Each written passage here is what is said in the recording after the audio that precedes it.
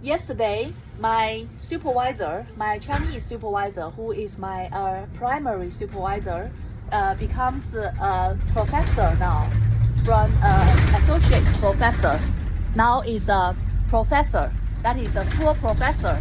I asked Claude that a professor in UK is much more prestige position, is much harder to get in UK than in America. So congratulations to him. Now 3 of my supervisors, 2 of them are professors. Just during they are tutoring me. The other one is a young graduate.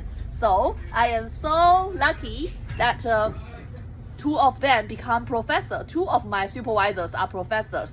And I also feel a little bit think that maybe just because they are tutoring me, so they become professors. Because I am a very brave person. I always talk strong words to those rubbish papers. Then maybe makes them have the courage to challenge and to get to aim higher. Now they become professors. So but it has nothing to do with me. I don't think so. I didn't publish any paper before they get professors, so no use at all.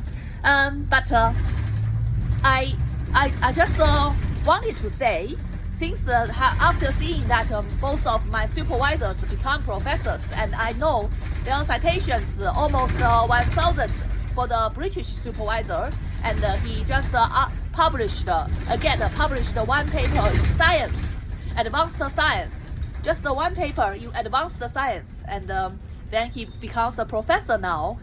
His research focus is kind of outdated because it is evolutionary learning, evolutionary AI.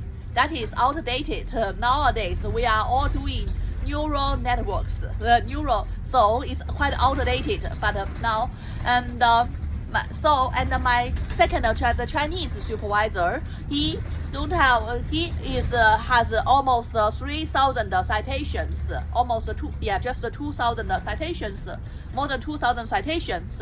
And most of his papers is just recently he published 2 or 3 top conference papers just these 2 years during tutoring me. Before tutoring me, before 2023, he never published any top conference papers. So miserable. And so just makes me think. And this top conference papers, I don't think that is too difficult to get. Since I am a first year PhD, I have the strength, I have the ability to publish one. Although I'm not good at writing, many things that I can see through it. But to write it in a paper, you have to write a lot of nonsense. And so makes me, and to prove it in a very way. But my supervisors don't guide me, and then I have to try it myself. And always I am distracted and to be lazy, and always to do other things. Then you don't know how to strengthen my ideas, make it more things like more sound proof. I just know this idea that you have to prove it to something that others counter attack you, counter attack your opinions. I don't have that experience. So. And only by rejected by the reviewers, and the reviewers can give something good to me. I really hope that one of the reviewers can be my supervisor. That's much better. So just the experience. I think that to be a supervisor or to be a full professor in UK is not difficult. It's not that difficult at all. Just 1,000 citation, just published in Science. Or just 2,000 citations, just published several 2 or 3 top conference papers. You get it. And they said it's not completely it's not completely academic and also have administration. So maybe my